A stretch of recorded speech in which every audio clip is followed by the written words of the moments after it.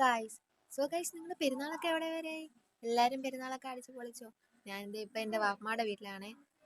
വലിയ പെരുന്നാൾ എന്ന് പറയുമ്പോൾ അത് 5 ദിവസമില്ല. അപ്പം ഞാൻ ഇന്നലെ എൻ്റെ ഹസ്ബൻഡിൻ്റെ വീട്ടിൽ കൂടിയിട്ട് ഇന്ന് എൻ്റെ വീട്ടിലോട്ട് വന്നിട്ടുണ്ട്. അപ്പം നമുക്ക് ഇവിടുത്തെ വിശേഷങ്ങളൊക്കെ ഒന്ന് കാണാം. ഇതാണ് നമ്മുടെ വാപ്പ ഇന്ന് എന്തൊക്കെ സ്പെഷ്യൽ ഉണ്ടെന്ന് പറഞ്ഞേ.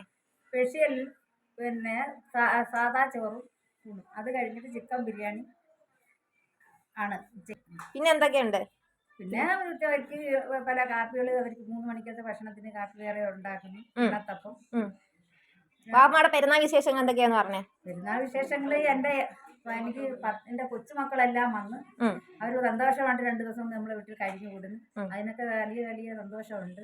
അതുപോലെ ഇനിയും അങ്ങനെ ആവർത്തിക്കണമെന്ന് ആണ് നമ്മുടെ മനസ്സിൽ സന്തോഷങ്ങൾ. അതാണ് നമുക്ക് ഏറ്റവും വലിയ സന്തോഷം. അതിനുവേണ്ടി നമ്മൾ അള്ളാഹു ദീർഘായുസ്സോടെ അനുഗ്രഹിച്ച് മാറട്ടെ.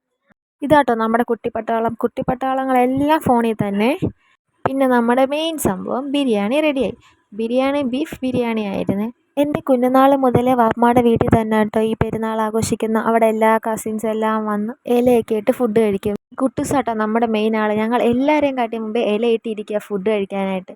ബീഫ് ബിരിയാണിയൊക്കെ ഉണ്ടെങ്കിൽ എനിക്ക് സാദാ ചോറ് മതിയായിരുന്നേ. ഹസ്ബൻഡിൻ്റെ വീട്ടിൽ ബിരിയാണി ആയതുകൊണ്ട് എനിക്ക് സാദാ ചോറ് മതിയെന്ന് പറഞ്ഞു. സാദാ ചോറിൻ്റെ കൂടെ മുരിങ്ങയ്ക്ക അവിയലും മുട്ടക്രോസ് തോരനും നല്ല പരിപ്പ് കറിയും അത് കഴിഞ്ഞ് നല്ല ഇറച്ചിക്കറിയും പിന്നെ ഇഞ്ചിപ്പുളിയും ഇതെല്ലാം കൂട്ടി എല്ലാവരും ഒത്തിരി നല്ലപോലെ ഒരു ഫുഡ് കഴിച്ചേ.